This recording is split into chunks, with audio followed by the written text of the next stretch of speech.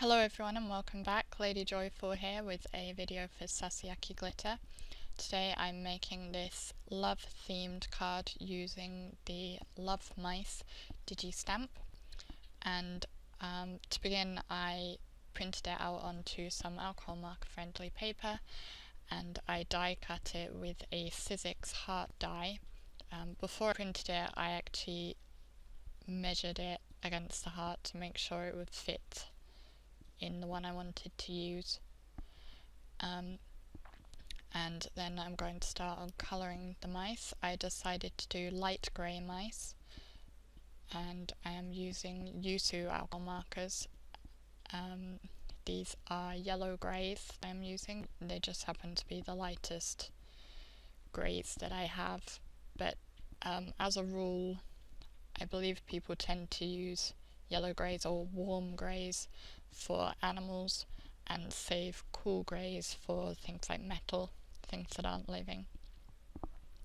So I'm using my darkest of the three shades that I'm using to lay in my shadows, and as you can see here on their heads I put the shadow just slightly inset, so even though the shadow is on the left hand side of the head, because there will be some reflected light coming around because that is round, so the darkest colour doesn't go right up to the edge. There will be a slightly lighter tone there.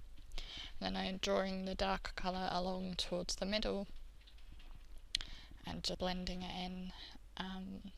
Having a bit of trouble getting it to blend this time, but it'll get there eventually. And then I switch to my lightest colour and I will just go all over it, and that will help blend everything together. I think this way is getting a bit dry, so I did have to work it a little. I also added some shadow under their noses just to help give a bit more dimension there. So I keep working over that with the lightest grey, just to help blend the three shades of grey together, because I don't want any harsh lines where one shade ends and the next one begins. Another way, some people prefer to work from lightest to darkest because that way the paper is already wet, and some people find that helps it blend easier. I don't prefer to do that myself just because it uses a lot more ink and I'm quite frugal, so I try to use less where possible. So now I'm moving on to colouring the body and feet of the left mouse, and I will use the exact same technique for doing the right mouse as well, but I won't show that. And I brought my darkest shade in first, and again I didn't go right up to the edge of the body, I left just a little bit of space so that my mid-tone could go at the very edge, and I'm using the mid-tone as my darkest colour on the arm as well because I felt that the way it's positioned it would be catching a bit more light than the body itself, so I didn't feel it needed to go as dark as the rest of the body, and that way it stands out a bit more from the body as well. So as I said, I did the same for the other mouse's body. I didn't feel like we needed to sit through that again. So then I'm colouring the insides of the ears.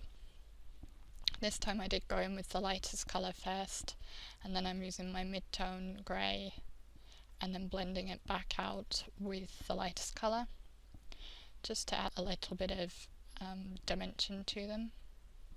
And then I brought in a pink. This is a Spectrum Noir Illustrator marker. This is Portrait Pink, just to pink up the inner ears a bit because they do tend to be pinker. Then I will move on to colouring the heart, and you may have noticed that I'm using a brown as my darkest shade. I only have 2 red markers, and that doesn't give quite the depth I wanted.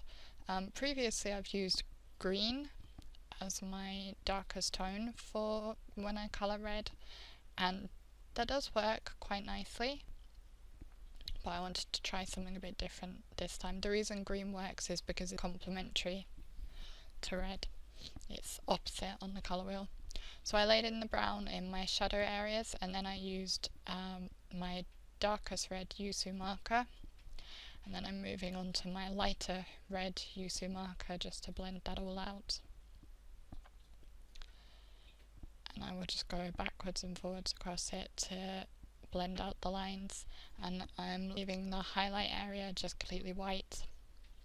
Alternatively, you could colour it in and then draw back over it with a gel pen, but I felt like it was easy enough to just colour around it. So I lost a little bit of footage here, but basically I took a bright pink card base and adhered a snippet of pattern paper to it, and then I cut some pink mirror card the same size as my focal panel and adhered that down and kind of offset the focal panel from it, and that finishes the card. Thank you so much for watching, and if you make a love themed card with Sasayaki glitter stamps, that's our current challenge at the moment, so you might want to link up to that. I'll put a link for that down in the description below, where you can also find all the information on the products used for this card. If you have any questions or comments, we're always happy to hear from you down in the comments below. You can also find us on social media, and please subscribe if you'd like to never miss a video. And thank you for watching. I hope to see you again soon. Bye!